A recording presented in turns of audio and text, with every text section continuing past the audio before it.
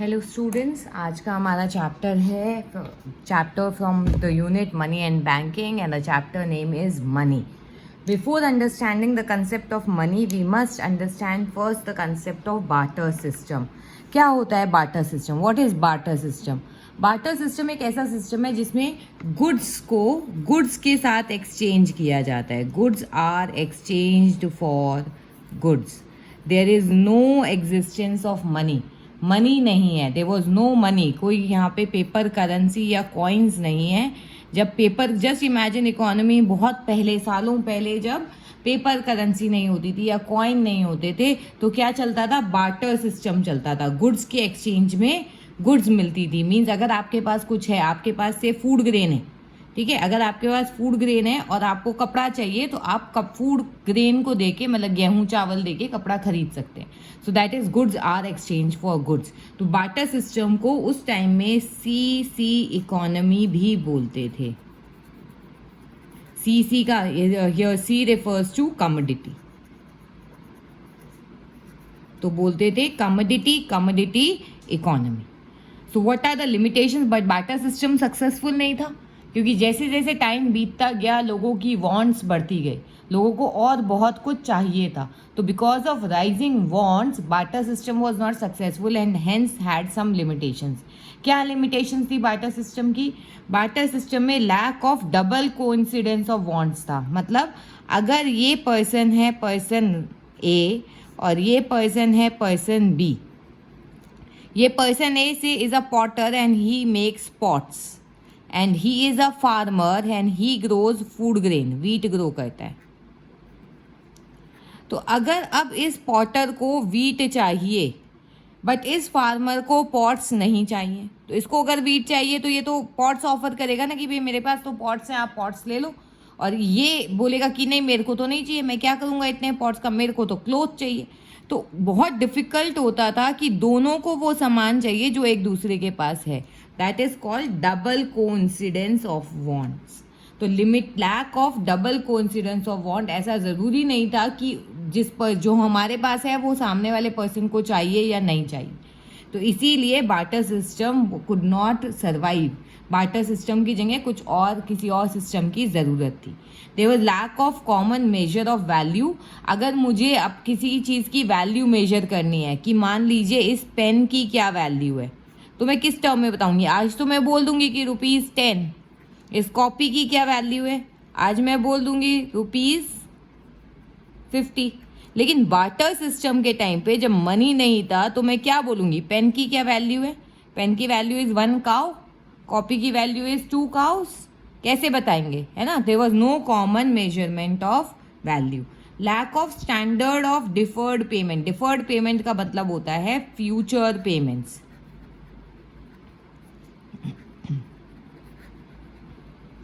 So there was lack of a system of future payments. Future payments यहाँ पे हम refer करते हैं टेकिंग एंड गिविंग लोन्स. कोई स्टैंडर्ड पेमेंट नहीं था ना जिसमें हम लोन दे सकते हैं या लोन ले सकते हैं. तो there was lack of standard of deferred payment. मतलब लोन देने या लेने का कोई सिस्टम नहीं था. बिकॉज किस चीज़ में लेंगे लोन या किस में हम फ्यूचर में पे करेंगे. तो there was lack of standard of deferred payment and there was lack of store of value. आज अगर हमें अपनी वेल्थ स्टोर करनी है तो हम रुपीज़, मनी की टर्म्स में अपने बैंक में स्टोर कर लेते.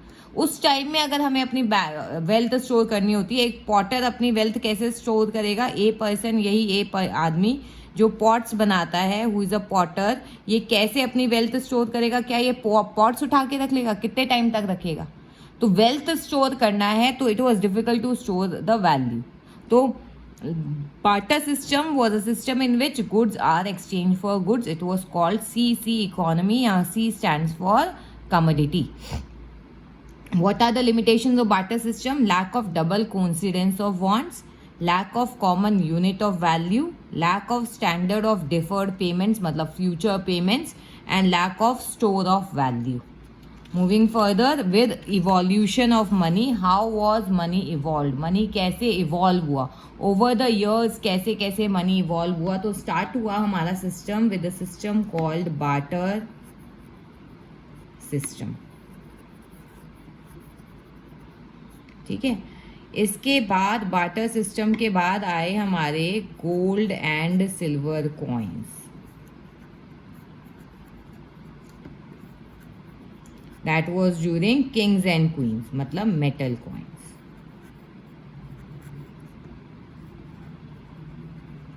Then after gold and silver coins, after कुछ टाइम और बीता तो they came alloy coins, mixture of certain metals से अलॉय कॉइन्स बनते. Then came in paper money, जो हम अब यूज करते हैं, paper money, right, currency. Paper money के बाद हमारा आ गया plastic money. Now what is plastic money? Plastic money is debit cards and credit cards. है ना, अब तो कैश कैरी करने की ज़रूरत ही नहीं है, डेबिट और क्रेडिट कार्ड्स आ गए.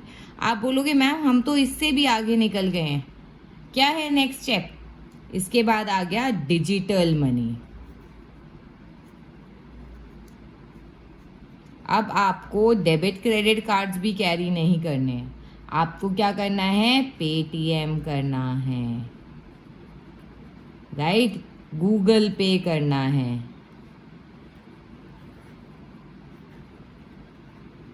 ठीक है, and etcetera many apps to pay make the payments. तो इस तरह से मनी इवॉल्व हुआ ओवर द इयर्स. कहाँ तो बार्टर सिस्टम था जहाँ पे goods were exchange for goods, and slowly money went into a lot of transformation, and these are the stages of evolution of money. Moving on to now the concept of money, कि क्या है money, what is money and what is money supply. तो actual में class 12th में जो chapter में आता है वो यहीं से स्टार्ट होता है. तो मनी क्या है, व्हाट इज मनी? तो बार्टर सिस्टम के जितने भी ड्रॉबैक्स थे, lack of double coincidence of wants, lack of measure of value, lack of store of value, lack of standard of deferred payment, वही सब यहाँ पे मनी के फंक्शंस बन गए. तो मनी की डेफिनेशन कैसे आएगी? मनी की डेफिनेशन आएगी, money is anything that is generally accepted as a medium of exchange. एक पर्सन को अगर कोई सामान चाहिए, दिस पर्सन है, he has money with him, ये जाके कुछ भी खरीद के लेके आ सकता है. He don't have to find a person जिसको पैसे की ज़रूरत हो. Every money is something that is commonly acceptable as a medium of exchange. तो money is anything that is generally accepted as a medium of exchange. Money is anything that is measure of value. हम किसी भी commodity की value major कर सकते हैं money में. इस पेन की वैल्यू क्या है? ₹10. कॉपी की वैल्यू क्या है? ₹50. तो any commodity value can be measured in terms of money. The store of value, money can also be use to store of value, and money can be use for standard of deferred payment, मतलब future payments.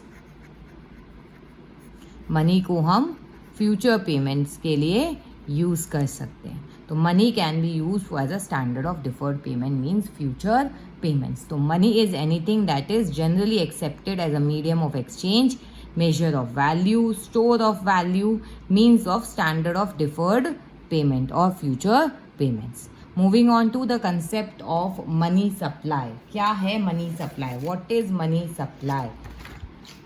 So money supply here refers to the amount of money that is supplied by the government, that is banking system, that is RBI. ठीक है, तो money supply क्या है? तो total volume of money that is held by the public at a particular point of time. तो what is money supply? It is the total volume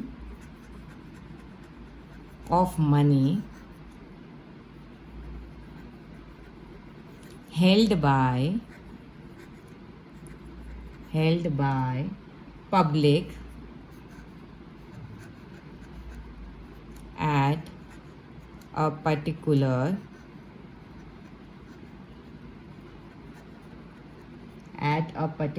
point of time.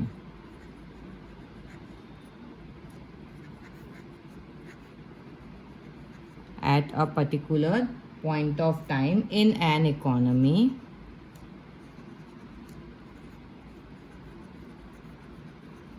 in an economy is called money supply.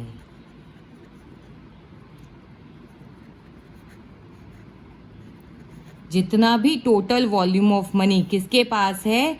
Public के पास है. किसके पास है? Public के पास. तो money that is held by public, वो पैसा जो लोगों के पास है at a particular point of time is called money supply. Public कौन है? Who is public? Public means we people, है ना. पब्लिक कौन है? Money using sector. Money using sector. Public कौन है? Money using sector. और कौन कौन है money using sectors? Money using sector है individuals and firms. Money using sector कौन है? Individuals like you and me, and firm is money using sector. इसमें याद रखना है कि मनी क्रिएटिंग सेक्टर,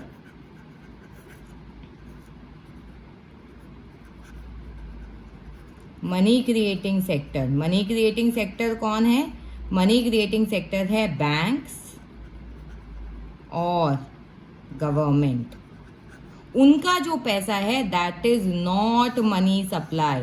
सिर्फ और सिर्फ जनरल पब्लिक का जो पैसा, जो उनका पैसा खुद के पास है या उनका पैसा बैंक के पास है, वो मनी सप्लाई है. बैंक का खुद का पैसा और गवर्नमेंट का पैसा वो मनी सप्लाई नहीं है. Money supply will include money that is held by public. या तो ये पैसा उनके पास है इटसेल्फ, लोगों के पास जो अभी पैसा खुद के पास है, या उनका पैसा जो बैंक्स के पास है, हम डिपॉजिट कर देते हैं ना बैंक में मनी, वो पैसा. So any money that is held by money using sector is called money supply. तो मनी सप्लाई में क्या आता है? Money that is held by money using sectors and not money creating sectors. ये याद रखना है. मनी यूजिंग सेक्टर्स कौन है? Individuals and firms. Money using sectors कौन है? Government. Moving on to the next topic. Further हम इसको लेके जाएंगे money supply, measurement of money supply. कैसे मेजर करते हैं मनी सप्लाई? तो आरबीआई ने ईयर 1977 में आरबीआई ने 4 मेजर मनी सप्लाई मेजर्स दिए थे. M1, M2, M3 and M4. ठीक है. तो 4 मेजर मनी सप्लाई मेजर्स दिए थे. तो M1, M2, M3, M4 4 measures क्यों? क्योंकि M1 is the most narrow measure, सबसे ज़्यादा लिक्विड मेजर है. वो चीज़ जो जल्दी से कैश में कन्वर्ट हो जाती है दैट इज M1. और जैसे जैसे हम आगे जाते जाएंगे हम more broader concept of money supply में चले जाएंगे विच इज M4. ठीक है. तो सबसे पहले let us study M1. What is M1? M1 is the most narrow measure of money supply and includes C plus DD plus OD. ठीक है. अब C क्या है? C here is currency. C here is currency and coins. जितना भी paper currency है और coins है हेल्ड बाय पब्लिक, जो लोगों के पास पैसा है. ठीक है. वो करेंसी और कॉइन्स जो लोगों के पास है. किस किस डिनोमिनेशन के कॉइन्स होते हैं? 1 rupee coin, 2 rupee coin, 5 rupee coin, 10 rupee coin और अब 20 रुपी कॉइन भी आ गया. करेंसी पेपर नोट्स किस डिनोमिनेशन में होते हैं? 1 रुपी, 2 रुपी, 5 रुपी. ये तो बहुत कम अब यूज़ में होते हैं क्योंकि कॉइन्स ज़्यादातर यूज़ होते हैं. 10, 20, 50, 100, 200, 500 एंड 2000. तो ये डिनोमिनेशन में हमारी करेंसी होती है. तो all the currency and coins are called C में आ जाते हैं. Now this currency is also called, इस करेंसी को या ये करेंसी जो होती है, करेंसी मनी जो है, इज ऑल्सो कॉल्ड, याद रखना है इसको क्या बोलते हैं, is also called fiat money. कभी कभी एग्जाम में 1 मार्क क्वेश्चन में आ जाता है what is fiat money. Currency को फिएट मनी भी बोलते हैं. What is it also called? It is also called legal tender. Legal tender. ठीक है, तो फिएट मनी बोलते हैं या लीगल टेंडर बोलते हैं किसको? करेंसी को। क्यों बोलते हैं लीगल टेंडर? क्योंकि ये जो मनी होता है ये backed up by the government होता है। आप कोई भी करेंसी नोट देखेंगे तो उसमें देखेंगे कि नीचे लिखा हुआ है मैं धारक को 100 रुपये, अगर 100 रुपीज़ का नोट है तो उसमें नीचे लिखा होता है मैं धारक को 100 रुपये अदा करने का वचन देता हूँ। तो basically these paper currency notes are signed by the governor of RBI and are backed up by the government support. मतलब ये जो करेंसी है ये गवर्नमेंट ने अनाउंस किया है कि इस पेपर नोट को 100 रुपये का जो इक्विवेलेंट वैल्यू है उतना माना जाएगा। ठीक है, तो इसीलिए ये लीगल टेंडर है। जब हमारे कंट्री में नोटबंदी हुआ था, ठीक है, डीमोनेटाइजेशन हुआ था, तो जो 500 रुपीज़ के नोट थे और 1000 रुपीज़ के नोट थे उनका लीगल टेंडर स्टेटस कैंसिल कर दिया गया था। Means they were no more as legal tender, वो no more supported by the government थे कि ये 500 और 1000 रुपीज़ के नोट हैं। तो जितनी भी करेंसी होती है उसको या तो फिएट मनी बोलते हैं या लीगल टेंडर बोलते हैं। Moving on to the next is DD. DD का मतलब होता है demand deposits. DD means demand deposits of commercial bank।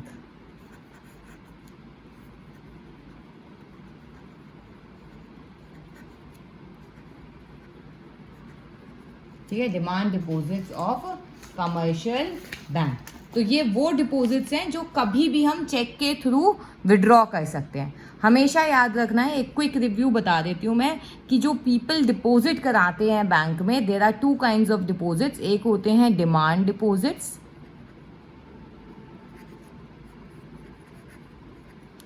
Demand deposits basically वो डिपॉजिट्स हैं जो कभी भी विड्रॉ करा सकते हैं हम। Demand deposits are of 2 types, एक करंट अकाउंट डिपॉजिट होता है और एक होता है हमारा सेविंग डिपॉजिट्स।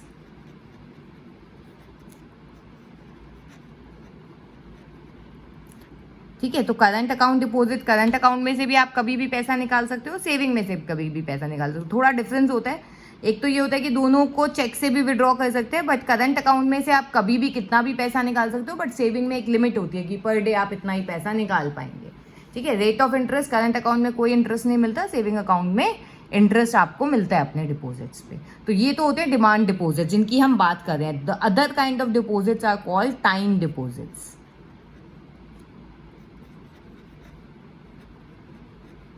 टाइम डिपॉजिट्स क्या होते हैं? जो एक पर्टिकुलर टाइम के लिए डिपॉजिट कराए जाते हैं। इसमें आता है आपका फिक्स्ड डिपॉजिट्स, जो आपने एक बार पैसा लिया, बैंक में डाल दिया, 10 साल 15 साल तक आप नहीं निकाल सकते हो उस पैसे को। अगर आप निकालते हो तो कुछ पेनल्टी ऑफ इंटरेस्ट मिलता है, तो that is called fixed deposit. और दूसरा डिपॉजिट है recurring deposits. Now what are recurring deposits? Means आप एवरी मंथ या एवरी 6 मंथ्स या एवरी 2 मंथ्स पैसा डिपॉजिट कराते हो। इसमें तो एक ही टाइम, 1 टाइम डिपॉजिट हो गया, इसमें बार बार डिपॉजिट कराते। तो मेजर हमें यहाँ याद रखना है कि there are 2 kinds of deposits, demand deposits and time deposits. तो डीडी क्या है? डीडी का मतलब है demand deposits of commercial bank. वो डिमांड डिपॉजिट्स जो कमर्शियल बैंक पे हम लोगों ने कराए हैं, demand deposits in the form of current account deposits and saving deposits. And the last one is OD, which means other deposits.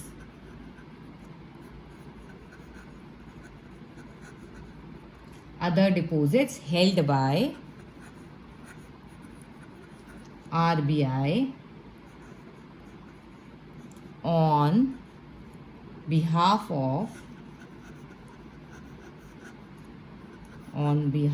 of किसके behalf पे? Foreign bank and government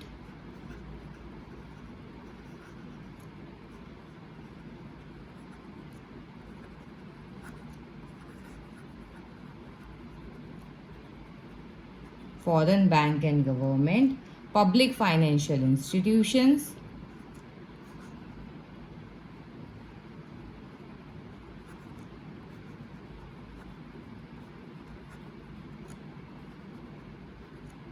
and last is World Bank and IMF etcetera. ठीक है, तो ये वो पैसा है जो RBI के पास है। किसका पैसा है? फॉरेन बैंक और फॉरेन गवर्नमेंट। ऐसा नहीं सोचना है कि foreign bank and government, foreign bank and foreign government public financial institution. और लास्ट में मैंने लिखा है, स्क्रीन पर नहीं आ रहा है तो because it could not cover that much area, but last में मैंने लिखा है वर्ल्ड बैंक एंड IMF। ठीक है, तो M1 क्या है? M1 is C plus DD plus OD। C is currency and coins. Currency and coins are also known as fiat money or legal tender. DD is demand deposits with commercial bank. Demand deposits में हमारा आ जाता है current account deposits and saving deposits. And last is OD, which is other deposits held by RBI on behalf of foreign bank and foreign government, public financial institution, World Bank and IMF. ठीक है, so this is C plus DD plus OD. एक और चीज़ याद रखनी है, M1 is also called transaction money.